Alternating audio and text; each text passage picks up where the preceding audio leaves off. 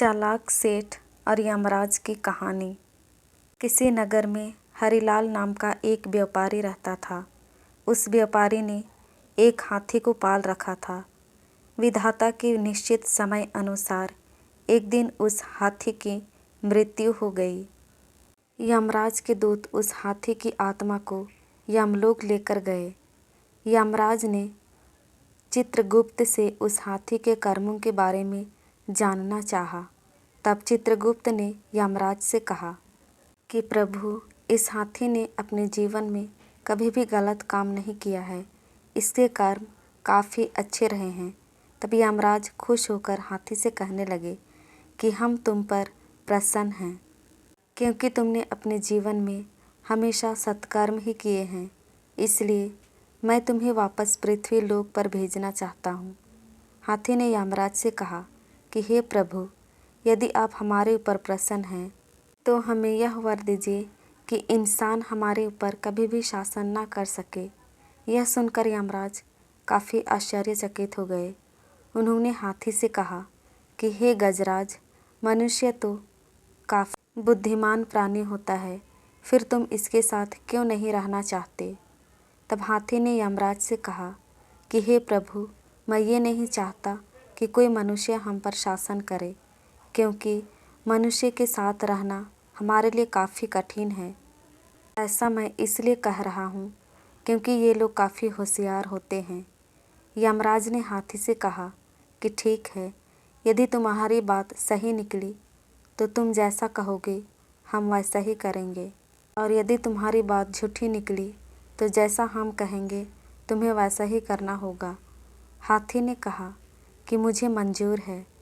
तब यमराज ने यमदूतों से कहा कि जाओ और इसके मालिक को यमलोक लेकर आओ। 4 दूत उस हाथी के मालिक को लेने के लिए पृथ्वी लोक पर गए।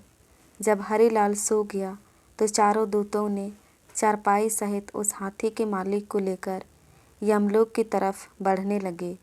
हरिलाल के बीच में नींद खुल गई। उसने देखा कि मैं तो आकाश में हूँ, और नीचे देखा तो ज़मीन ही गायब थी। तब हरिलाल ने यमदूतों से पूछा कि हमें कहाँ लेकर जा रहे हो? तब यमदूतों ने कहा कि हम आपको यमलोक यमराज के पास लेकर जा रहे हैं। तब हरिलाल ने कहा कि यमलोक तो लोग मृत्यु के बाद जाते हैं, मैं तो जिंदा हूँ। तब यमदूतों ने कहा कि आज यमलोक में जिंदा इंसान की ज़रूरत है, इसलिए हम तुम्हें यमलोक लेकर चल रहे हैं। हरिलाल काफ़ी होशियार था। उसने काफ़ी देर तक सोचा कि उसके दिमाग में अचानक एक आइडिया आया।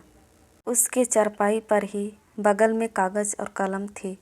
उसने कागज़ कलम उठाया और एक सादे कागज़ पर उसने लिखा कि यमराज, इस मनुष्य को अपना सिंहासन सौंप देना, यह मेरा आदेश है। और उसने भगवान विष्णु का हस्ताक्षर भी कर दिया। यमदूत हरिलाल को लेकर यमलोक पहुँचे। वहाँ यमराज हरिलाल को देखकर काफ़ी खुश हुए। हरिलाल ने यमराज को वह कागज़ थमा दिया, जिसे पढ़कर यमराज अपने सिंहासन से उठ खड़े हुए और हरिलाल को यमलोक का राजा बना दिया। हरिलाल का हाथी उसकी होशियारी देखकर काफ़ी आश्चर्यचकित हुआ। अब यमलोक पर हरिलाल का शासन हो गया। हरिलाल ने चित्रगुप्त को आदेश दिया कि जो भी लोग नर्कलोक में हैं उन्हें स्वर्गलोक में भेजा जाए, और नर्कलोक का द्वार हमेशा के लिए बंद कर दिया जाए। अब जो भी लोग मरने लगे वो सभी स्वर्गलोक में जाने लगे। फिर यह बात भगवान विष्णु के पास पहुंच गई कि आखिर यमलोक का संतुलन क्यों बिगड़ रहा है, सभी लोग स्वर्ग जा रहे हैं। यह सोचकर भगवान विष्णु यमलोक पहुंच गए और देखा कि यमलोक के द्वार पर यमराज बैठे हुए थे। यह देखकर भगवान विष्णु ने यमराज से कहा कि यमराज, आप बाहर क्यों बैठे हुए हैं? अब यमराज ने भगवान विष्णु को हरिलाल द्वारा दी गई उस कागज़ को दिखाया, जिसमें लिखा हुआ था कि इस मनुष्य को यमलोक का सिंहासन सौंप दिया जाए, और नीचे भगवान विष्णु का हस्ताक्षर भी था। यह देखकर भगवान विष्णु हंसने लगे और यमराज से कहा कि तुमने किसी जिंदा मनुष्य को यमलोक में बुला लिया है क्या? तब यमराज ने कहा कि हाँ प्रभु, मैंने एक जिंदा मनुष्य को धरती से यमलोक में बुलाया है। तब भगवान विष्णु यमराज के साथ हरिलाल के पास पहुँचे।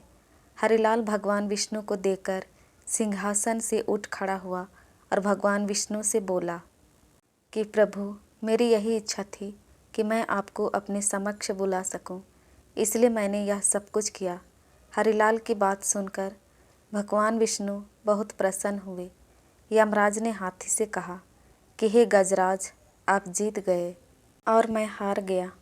उसके बाद यमराज ने हरिलाल को वापस पृथ्वीलोक पर भेज दिया और उसके दिमाग से यह सारी बातें भुला दी और यमराज ने गजराज को भी पृथ्वीलोक पर भेज दिया। दोस्तों, हम आशा करते हैं कि चालाक सेठ और यमराज की कहानी आप सभी को बेहद पसंद आई होगी। आप सभी कमेंट करके ज़रूर बताइएगा कि कहानी आपको कैसी लगी, और यदि चैनल पर पहली बार आए हैं तो प्लीज़ हमारे चैनल को लाइक, शेयर एंड सब्सक्राइब कीजिएगा ताकि हम आपके लिए और अच्छी अच्छी कहानियाँ ला सकें। धन्यवाद।